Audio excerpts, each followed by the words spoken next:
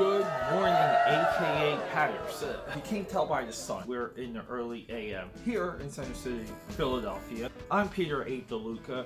I'm the Eclectic one. This is my channel. If you're new here, we do all kinds of things. Drawing, food reviews, podcasting, opinion videos, or kind of news. I don't know what these videos are yet. I really haven't developed the full format for these videos, but we keep going forward. What I'm about to get into, I did two videos about yesterday. Both were how DC Comics can save not just themselves, but comic books in general. I was a little late. Some news broke about some layoffs at DC. Now, everyone again is running around with their hair on fire over this. Is it warranted? In this case, 100%. They're laying off 3% of their executive staff. What does this really mean? Well, they laid off some institutional knowledge.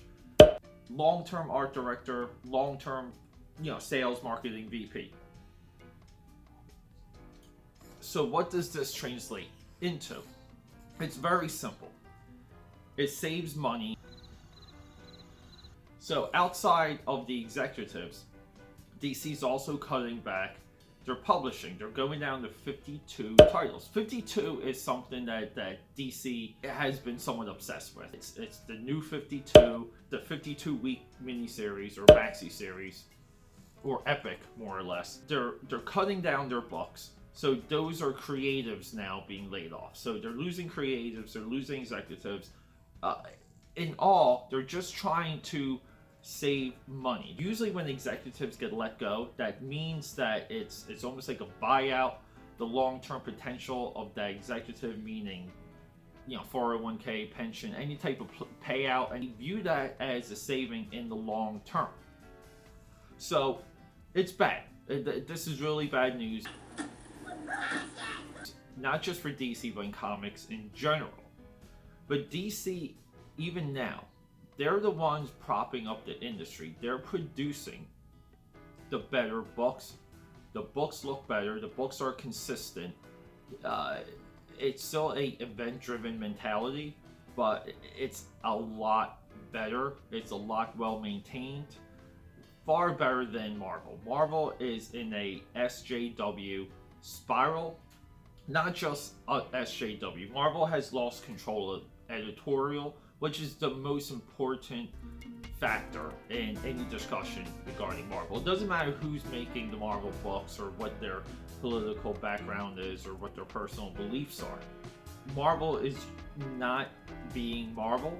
I don't know. It's depressing when I think about Marvel. I grew up as a Marvel kid.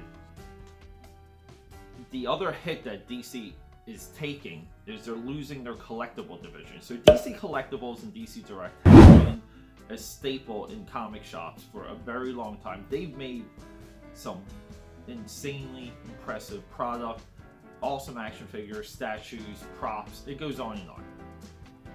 That's transferring from DC Collectibles to like Warner Brothers Collectibles. So they're even losing that revenue stream. And I'm sure it's going to be somewhat of a licensing deal that WB will have within DC, company to company. Because let's not forget, even though they're all umbrellaed under the same corp, the way that the companies interact are very much independent. And that's how you run the corporation.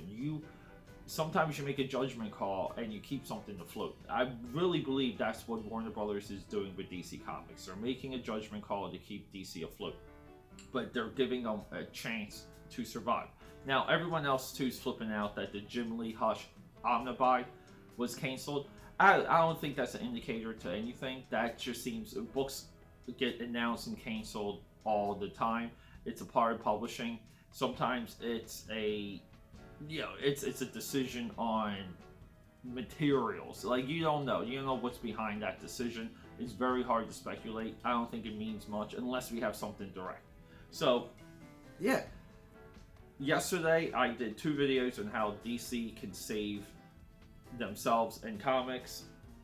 They were immediately tossed when I saw this news.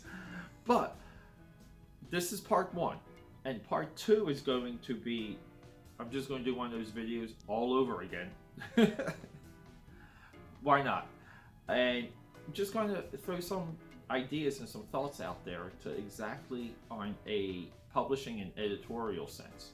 And new idea, original idea sense to some of the positioning and thought process that DC can implement to kind of get people fired up.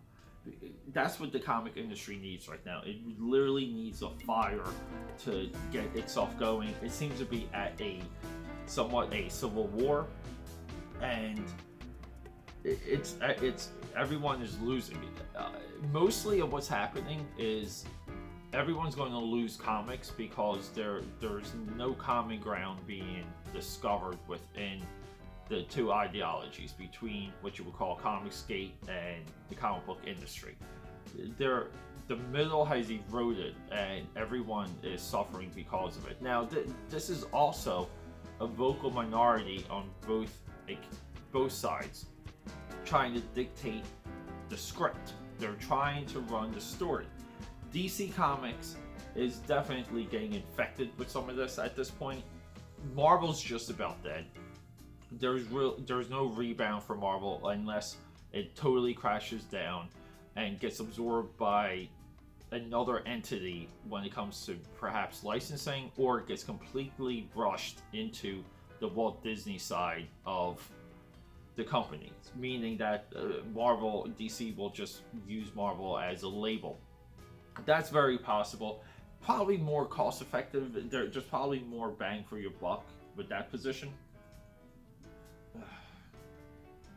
So look, we'll wrap this up.